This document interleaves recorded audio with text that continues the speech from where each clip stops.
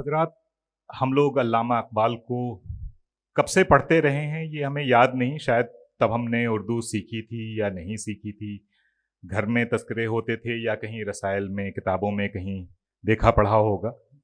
बहरहाल, लेकिन जब से पढ़ते और सुनते रहे इकबाल की शायरी को, हमेशा इकबाल का जो तिलिस्म था वो अलग अलग रंगों में नुमायां होता रहा। कभी इकबाल बच्चों के शायर थे जिनको अगर माँ का ख्वाब पढ़िए तो मैं सोई जो एक शब तो देखा ये ख्वाब पढ़ा और जिससे मेरा इज़्तिराब, ये देखा कि मैं जा रही हूँ कहीं अंधेरा है और राह मिलती नहीं। ये बच्चों के लिए जो इस तरह की नज़में हैं, या आप एक बहुत मशहूर नज़म है लब पे आती है दुआ बन के तमन्ना मेरी, आप सब हजरात सुनते रहे। तो बच्चों के लिए जो इकबाल थे वो अलग थे। जब आप बड़े होते हैं, जब आप होश संभालते हैं और उन्हें पढ़ते हैं तो उनकी अलग चीज़ें, उनके अलग इस्तिआरे और उन इस्तिआरों के उन लफ्ज़ों के अलग अलग रंग आप पर ज़ाहिर होते हैं। तो नतीजा ये निकलता है कि हम इकबाल को जितनी बार पढ़ें उतनी बार इतनी नई जहतें सामने आती हैं कि कभी शायद हम इकबाल को मुकम्मल तौर पर न समझ पाएं। इसी मरहले में एक नया ख्याल शामिल करने के लिए आज जो मौजू रखा गया है इस ट्रैक का वो है अल्लामा इकबाल, अ यूरोपियन पर्सपेक्टिव। इस वक्त हमारे साथ जो एक्सपर्ट मौजूद हैं, जो स्कॉलर मौजूद हैं, वो हैं प्योत्र क्लोदकॉस्की। आप पोलैंड से हैं और सेंटर फॉर कंपैरेटिव स्टडीज़ के प्रोफेसर हैं। इन्होंने काफ़ी काम किया है इकबाल पर और इनकी जो अपनी सोच है इकबाल के हवाले से, ख़ास तौर से यूरोप के तनाजुर में, वहाँ कैसे इनकी तहरीरों को पढ़ा और समझा जाता है, वहाँ के स्कॉलर्स इन्हें किस नज़र से देखते हैं, इस पर उन्होंने अच्छी खासी मेहनत की है। और मैं चाहता हूँ कि आप उन्हें सुनें और ये देखें कि हम जो हिंदुस्तान में या बर्र-ए-सग़ीर में, पाकिस्तान में जहाँ भी उन्हें पढ़ते सुनते हैं, उन्हें देखने और समझने के ज़ाविये में एशिया और यूरोप में या बाकी दुनिया में क्या फ़र्क हो सकता है। मैं गुजारिश करता हूँ कि आप इनको समाअत फरमाइए। और इस वक्त पोलैंड के सफ़ीर यहाँ बनफ़ से नफीस मौजूद हैं, मैं उनका इस्तकबाल करता हूँ और मैं चाहता हूँ कि आप इन्हें गौर से सुनें। शुक्रिया।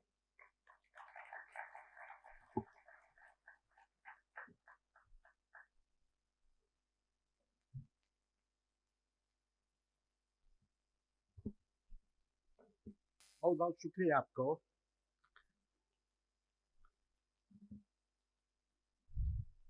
जब मैं उर्दू ज़बान का तालिब इल्म था तो काफ़ी साल हो गए, लेकिन मेरा मानना यह है जब आदमी दूसरे लोगों की ज़बान का इस्तेमाल करता है तो उसका मतलब यह है कि वो दूसरे लोगों की इज्जत करता है। वो तो मेरा मानना है।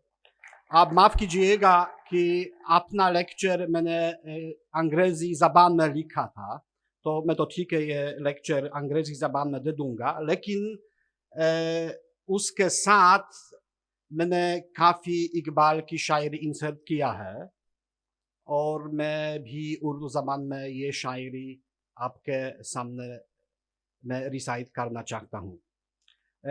इतने बारे बारे लोग मेरे सामने बैठे हुए हैं तो मैं बिल्कुल बहुत खुश हूँ। मैं दिल्ली में 6 साल रहता था, इसलिए मैं दिल्ली अपना शहर मैं समझता हूँ और काफ़ी लोगों से मेरी मुलाकात हुई थी। और जब मैं अभी होटल के बाहर निकलता हूँ और वहाँ से वॉकिंग करता हूँ तो सब कुछ जैसे मेरे दिल के नज़दीक ऐसा लगता है कि वो तो मेरा है। बहुत बहुत शुक्रिया अदा करना चाहता हूँ आपको कि आप तो यार बैठे हुए हैं। अगर आपको कोई एतराज़ नहीं, मैं अभी तो बस अंग्रेज़ी ज़बान में कुछ ना कुछ बताऊँगा, ये उसके बाद मैं बस उर्दू ज़बान में भी कुछ ना कुछ बताना चाहूँगा। आप तो ये समझ लीजिए उर्दू ज़बान इतना मुश्किल है गैर मुल्की के लिए कि रस्मुल हाथ जो है, सब कुछ जो है, ये उसे सीखने परखने के लिए तो काफ़ी टाइम चाहिए, काफ़ी वक्त चाहिए। ठीक है, अगर आदमी को ये कोई प्रैक्टिस मिलता है वो तो बहुत अच्छी बात है। अगर दूसरे लोगों से बात करता है, सुनता है, देखता है, वो बड़ा फ़ायदा ये उससे मिलता है। लेकिन एक वो खतरा ये है कि अगर कोई कांटेक्ट नहीं है तो बस ये आदमी सब कुछ भूल जाता है। लेकिन इसलिए मैं तो बहुत खुश हूँ कि आपके सामने मैं खड़ा हुआ हूँ और कुछ ना कुछ ये बोलना चाहता हूँ। Muhammad Allama Iqbal, a modern bridge builder between communities. That's European perspective. In fact, it is a very complex ideological world we are living in, and the voice of the poet and philosopher, the poet and philosopher in one, should not only be heard, but should be interpreted and reinterpreted in a new way. And that's not only in India or in South Asia, but also in other parts of the world, including Europe. It is my own interpretation of 3 poems, which are linked with Iqbal's concepts of the political system, human freedom, dignity, and then of the strong link between the ultimate reality and our own reality. Iqbal understands perfectly that every human being has his own human rights, and nobody has any qualifications to deprive this human being of his rights.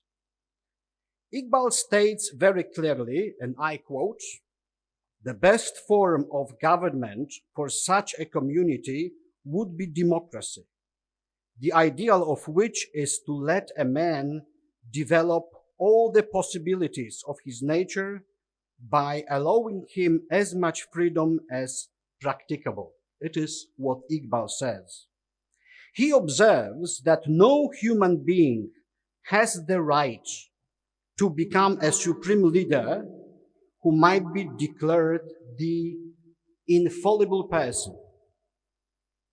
So everybody makes mistakes, as this may signify, as we come to know that from recent history, the beginning of a dictatorship, often disguised as a caring democratic authority.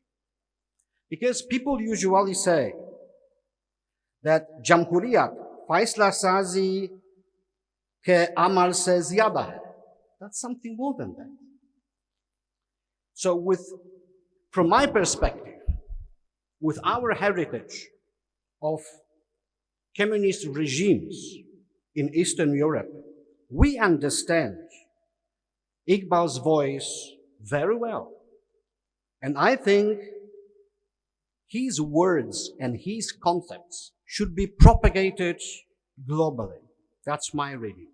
However, we need to realize that the terms freedom and democracy do not have the same interpretations in different parts of the world. They might be interpreted in a different way.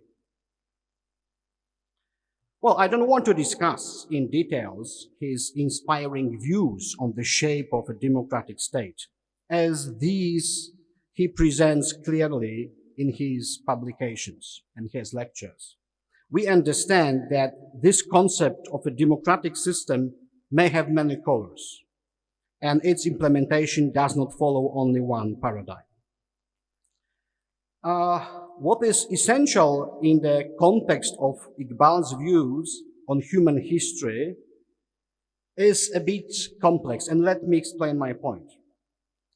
I believe that a very careful analysis of selected historical trends should not focus on a very short periods, because the hallmark of any robust political system and its long duration, and not just the effects of its operation that can be observed within a single decade. This brings to my mind the concept of the long duration, which was originated by Marc Bloch and subsequently developed by Fernand Braudel. So it was not big battles or the exploits of some leaders that shape today's world.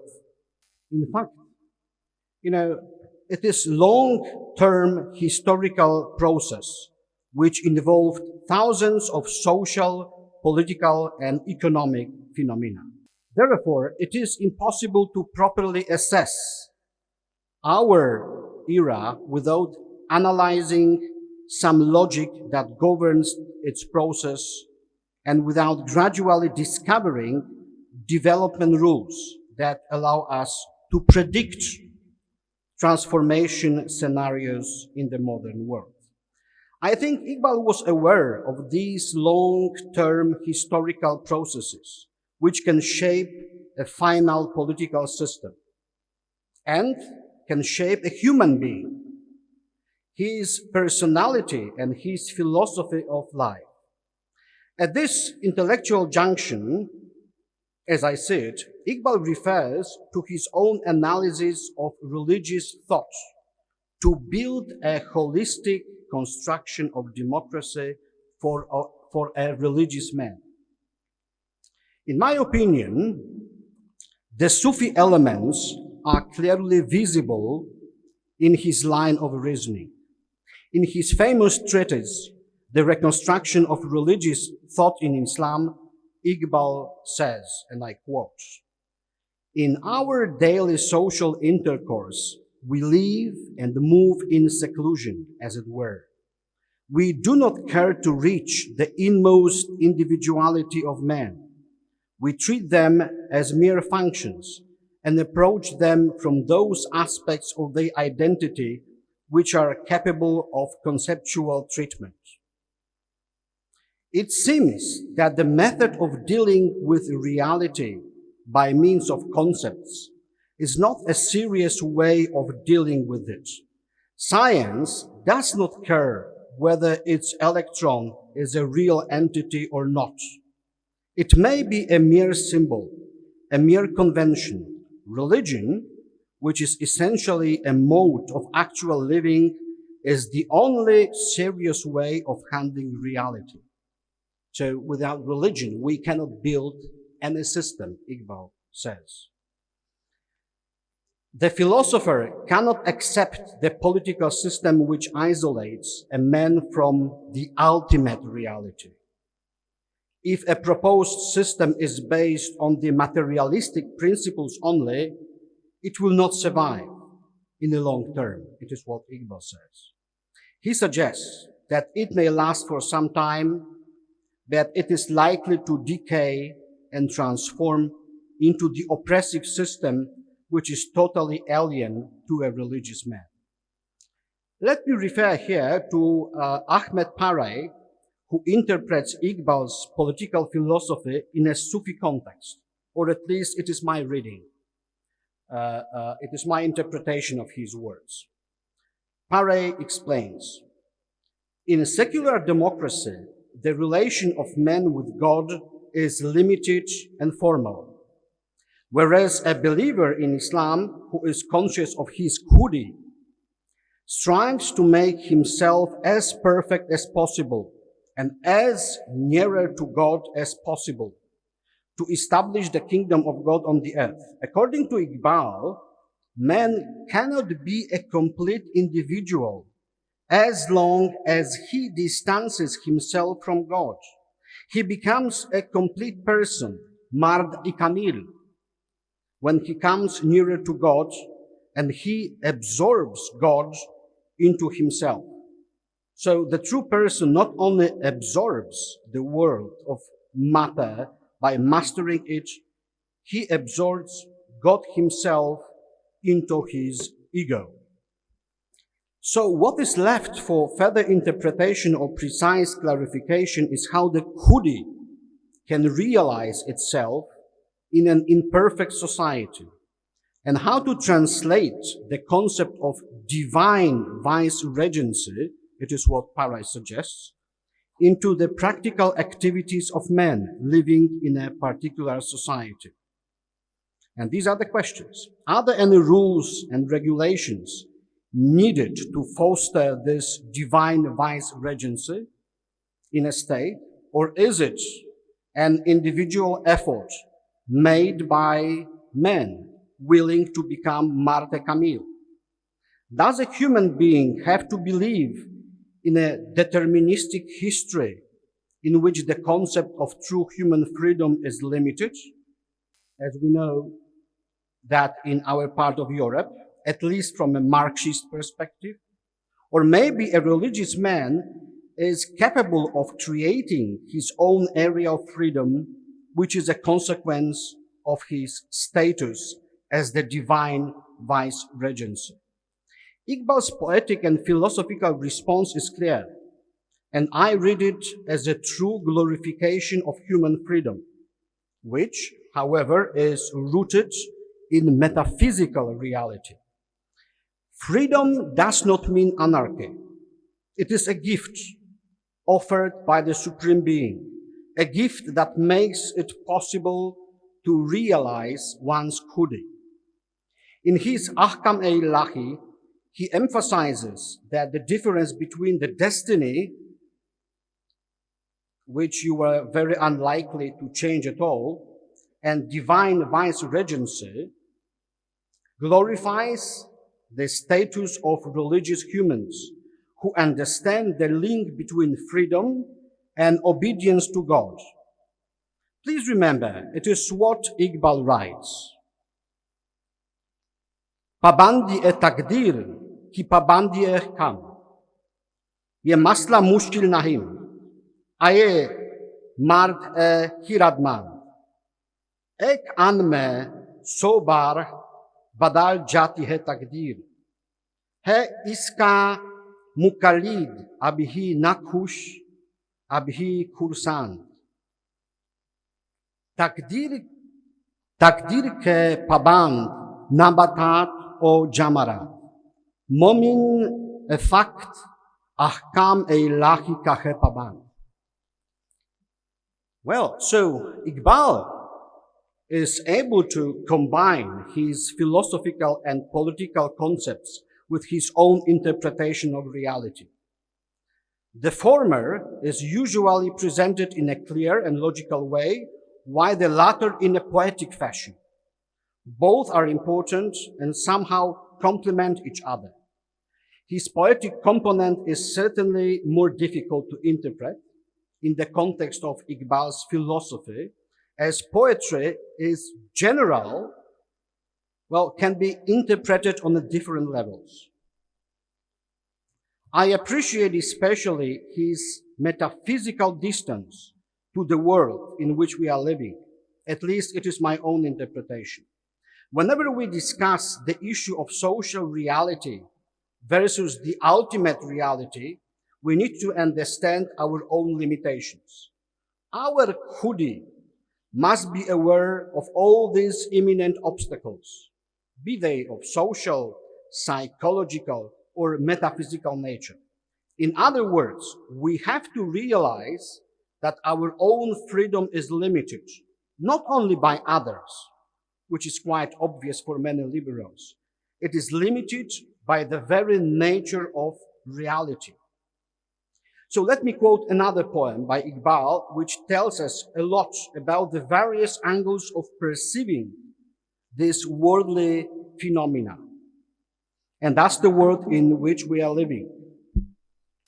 Zameen o asman.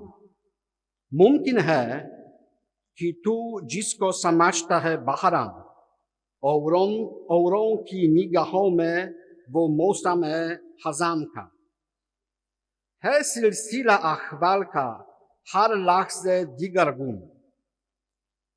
आए सलीक राह फिक्र ना कर सौत ज़ियान का शायद की ज़मीन है ये किसी और जहां की तू जिसको समझता है फलक अपने जहां का. I believe these verses make us think more deeply about what we classify as determinism or objective nature of things, as these might be appearances or empty manifestations which would lead us to the universe of human illusions. In other words, we gradually find out that our personal perception, or let's say social perception, must have its own limits. So we should refrain from extreme social experiments because these could have been based on wrong premises and eventually would lead to big disasters. Why? Because it is what Iqbal says. मुमकिन है कि तू जिसको समझता है बहरन औरों के निगाहों में वो मौसम है खज़ां का. That's a different perspective. We don't share the same perspective, and it is what Iqbal reminds us. There are other possible interpretations. In our cross-cultural dialogue, we need to realize that our European, Western, our concepts of justice, freedom, or prosperity might be totally in conflict with other justice, other freedom, other prosperity. So it is what we are discussing at present in many European countries. I could only highlight a few issues which I think have a universal appeal and should be viewed from many angles and interpreted in various cultural and historical contexts. I do not believe in ready-made answers.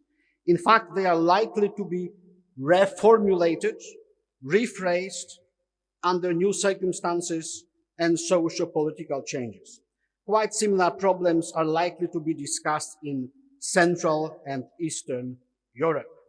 Although the cultural background and our experiences differ from what Iqbal had in mind when he referred to European, but mostly to the West European intellectual heritage. So, it is my conviction that his philosophical and political concepts should be studied not only in South Asia, but also in Europe, including Central and Eastern part of Europe. So finally, the last poem, which I have linked with Iqbal's philosophical thinking and with our own contemporary reading of our reality.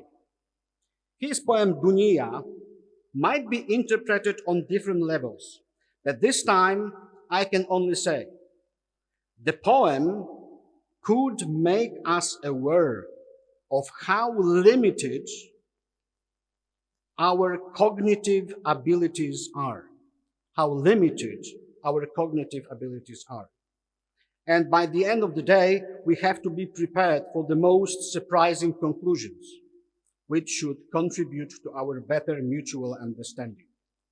And that's the message. Dunia.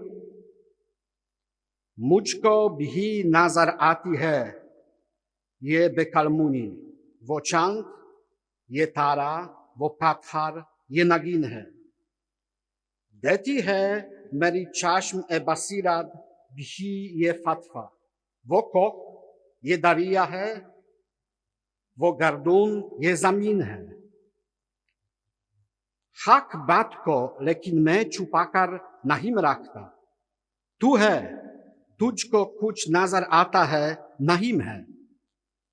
Well, so if we interpret that in that way, so we can see that Iqbal is definitely right, and it will make us feel very humble.